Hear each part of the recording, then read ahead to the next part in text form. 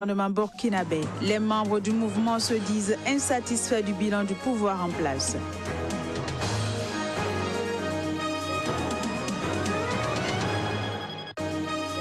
Nouvelle opération de sabotage contre des infrastructures pétrolières et gazières au Nigeria, des attaques revendiquées par les vengeurs du Delta du Niger.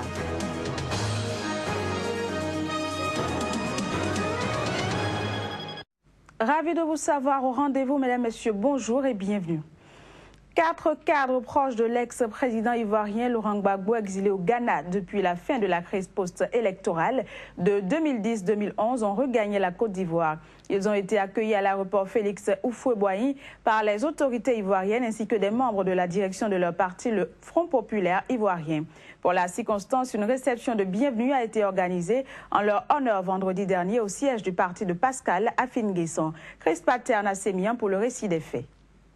Sur le seuil de la Maison Bleue, siège du Front populaire ivoirien, comme un père de famille, Pascal Affi-N'Guessan attend les exilés politiques du Front populaire ivoirien, les bras chargés de roses. Et pourtant, le parcours de ces 4 militants de l'opposition ivoirienne n'a pas été pavé de roses. Après la chute du régime et le débat cavaleresque de l'ex-président ivoirien Laurent Gbagbo à la Cour pénale internationale dans la nuit du 29 février au 1er mars 2011, beaucoup de ses compagnons ont connu des fortunes et destinations diverses. Après 5 ans d'exil politique au Ghana, l'ex-ministre de la Défense de Laurent Gbagbo, Kadé Bertin, et 3 autres de ses compagnons sont rentrés définitivement à Abidjan dans la soirée du jeudi 30 juin 2016. La posture qu'il faut aujourd'hui, c'est la posture de la négociation, de s'impliquer dans le jeu politique. La politique nous a envoyés en exil, mais ce n'est pas seulement par la politique qu'on va venir. Il y a la politique, mais il y a aussi d'autres dimensions. Parce qu'à l'extérieur, nous avons développé des maladies, des problèmes sociaux, etc., etc. Il faut donc prendre en compte tout ça pour qu'on vienne. Témoignages tragiques et douloureux. Certains sont presque au bord des larmes, mais il faut savoir tirer des leçons de l'histoire. Dans l'histoire de l'humanité, moi je n'ai jamais vu une situation de crise, une guerre qui ne se termine pas par une négociation, qui ne se termine pas par l'apaisement, qui ne se termine pas par des actions pour décrisper et pour normaliser. Reconnaissance à Dieu, mais aussi aux hommes qui exercent le pouvoir d'État en Côte d'Ivoire, dira Kadé Bertin, qui appelle les militants du FPI à l'unité et à la cohésion dans la perspective des élections législatives de novembre 2016. Toujours en Côte d'Ivoire, Pascal Affi-N'Guessan s'est exprimé sur les actions concrètes de réconciliation que mène le pouvoir en place. Le président du FPI les juge insuffisantes. Il a également touché du doigt les germes de division qui pourraient naître du projet de révision de la Constitution engagé par le président Alassane Ouattara. On l'écoute.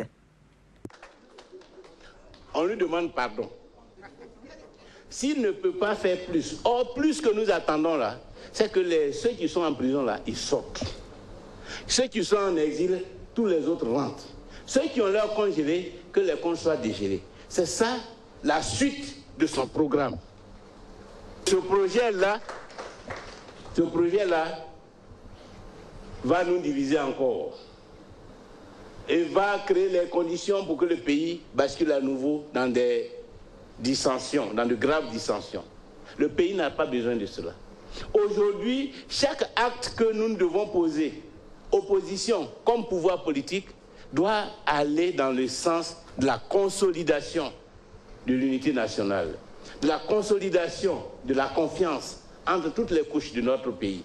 Si un acte venant de l'opposition ou venant du pouvoir ne rencontre pas l'assentiment général, ne vise pas le consensus, comporte des germes de conflit, tout leader politique responsable doit y renoncer. Au Burkina Faso, 6 mois après l'investiture de Roch Marc Christian Kaboré, élu à la tête du pays après la transition, le mouvement de la société civile Balai Citoyen fait un bilan mitigé de ce nouveau gouvernement. Le mouvement très actif dans le soulèvement populaire qui a abouti au départ de Blaise Compaoré après 27 années de pouvoir affirme que la gestion du régime Kaboré n'est toujours pas en phase avec les aspirations exprimées par leurs concitoyens. Suivons à cet effet la déclaration du porte-parole du mouvement Balai Citoyen. Ce nouveau gouvernement ne tient pas du tout les promesses qu'il a faites au peuple burkinabé.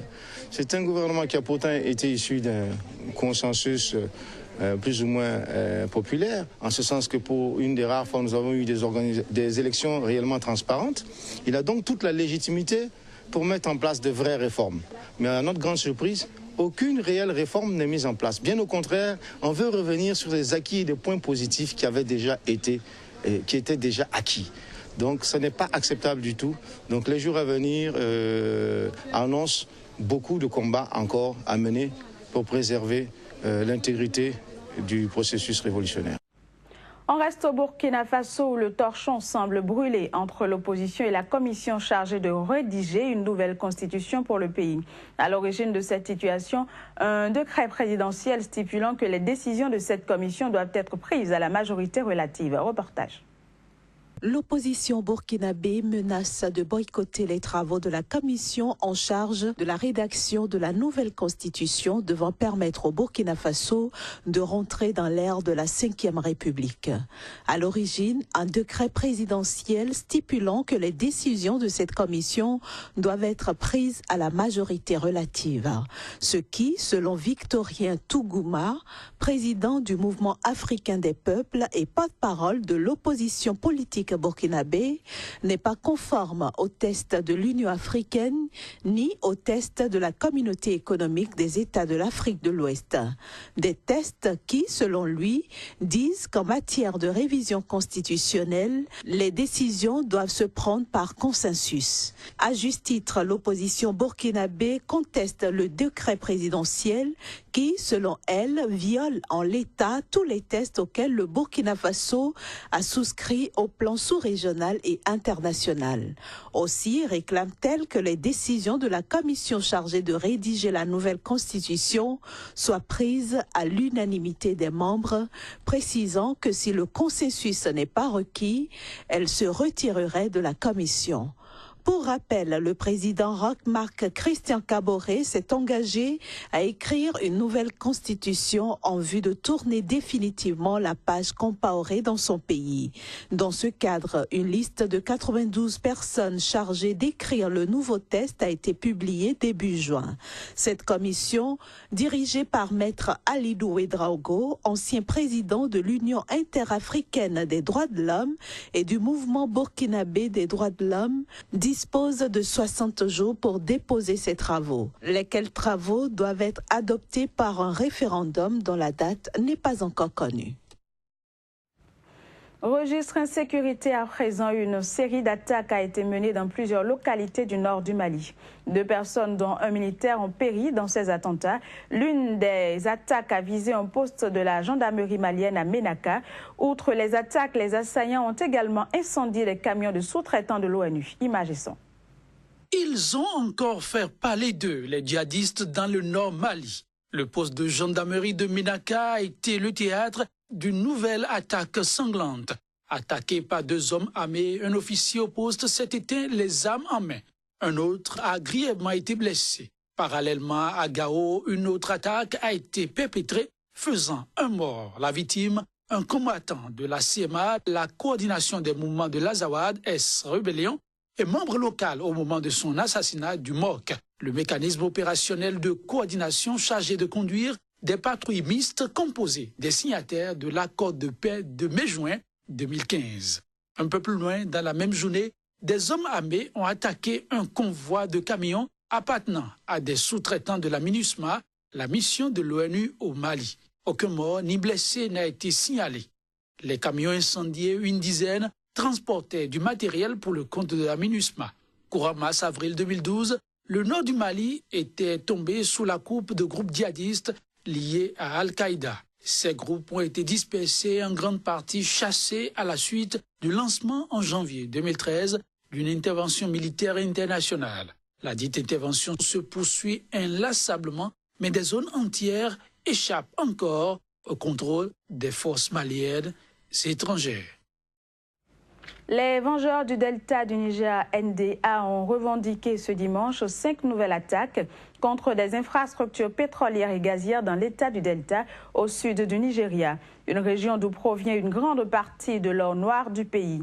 Le groupe rebelle a annoncé sur son compte Twitter avoir fait exploser vendredi l'oléoduc de la compagnie pétrolière nationale NNPC, 2 autres oléoducs appartenant à sa filiale NPDC samedi et 2 puits du groupe pétrolier américain Chevron dimanche. Le NDA réclame une meilleure redistribution des revenus pétroliers et une plus grande autonomie politique. Au Soudan du Sud, près de 5 millions de personnes font face à une insécurité alimentaire sans précédent.